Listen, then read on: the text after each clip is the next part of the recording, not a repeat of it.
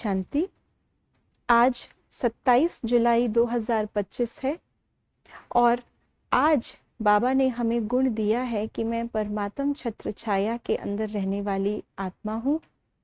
इसके लिए बाबा ने कहा कि विदेही अवस्था में जब हम अपने आप को रखेंगे तब हम परमात्म छत्र छाया के नीचे आ सकते हैं।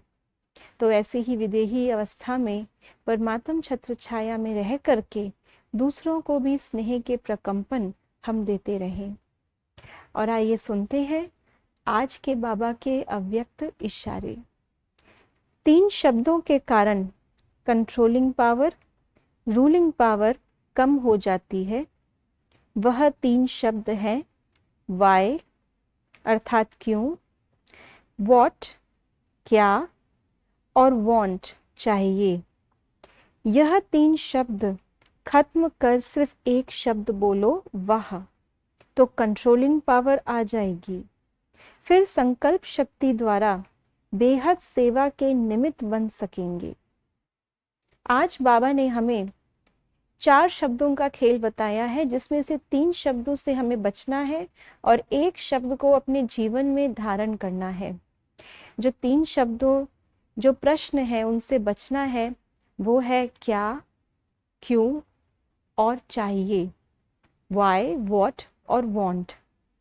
बाबा ने कहा कि जब तक ये प्रश्नों की लाइन, इस प्रश्नों की क्यों हमारे मन में चलती है, हमारे सामने जो आत्मा क्यों में लग कर के हमसे अंजलि लेने वाली है, उन्हें देने के लायक हम नहीं बन पाते। हम आत्माएं तो दूसरों को भक्ति की लाइन से, अप्राप्ति की लाइन से, दुख की, अशांति की लाइन से, उलझनों की लाइन से निकालने वाली है।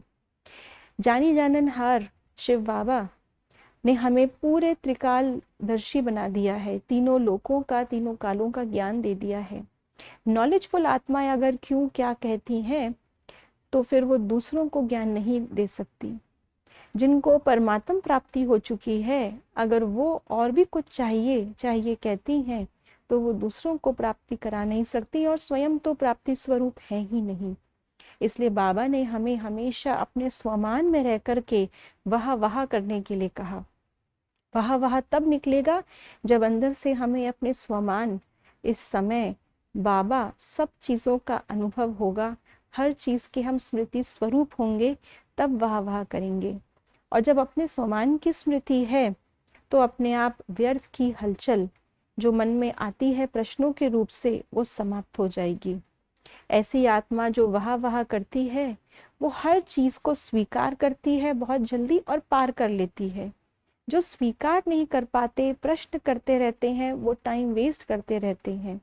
इसीलिए बाबा ने कहा हमेशा स्वमान में रहें, स्मृति में रहें, वाह करते रहें, तो इसलिए प्राप्ति स्वरूप भी रहेंगे, मास्टर नॉलेजफुल भी रहेंगे और कोई भी प्रश्न हमारे मन में हलचल नहीं ला सकता, हमारा समय भी व्यर्थ नहीं कर सकता। ओम शांति।